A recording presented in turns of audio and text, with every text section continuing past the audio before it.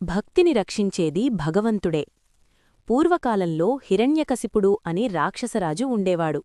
అతడు బ్రహ్మదేవుని నుండి వరం పొందాడు. మనిషి చేతిలో కాదు, జంతువు చేతిలో కాదు, పగలు కాదు, రాత్రి కాదు, ఇంట్లో కాదు, బయట కాదు, ఇలా ఏ విధంగానూ తనకు మరణం రాకూడదని. ఆ వరంతో అతడు అహంకారంతో మునిగిపోయి తననే దేవుడిగా పూజించాలని ప్రజలను బలవంతం చేశాడు.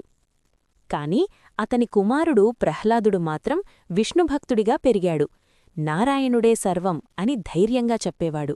హిరణ్యకశిపుడు ఎన్నో శిక్షలు పెట్టినా ప్రహ్లాదుడి భక్తి తగ్గలేదు. ఒకరోజు కోపంతో హిరణ్యకశిపుడు, నీ విష్ణువు ఈ స్తంభంలో ఉన్నాడా అనడిగాడు. ప్రహ్లాదుడు, అవును నాన్నా, ఆయన అన్నిచోట్లా ఉన్నాడు అన్నాడు. ఆ క్షణంలోనే స్తంభం పగిలి అర్ధమానవ అర్ధసింహ రూపంలో నరసింహస్వామి అవతరించాడు. సంధ్యాసమయంలో అంచుపై కూర్చొని హిరణ్యకశిపుణ్ణి సంహరించాడు. వరం కూడా నిలిచింది, ధర్మం కూడా గెలిచింది.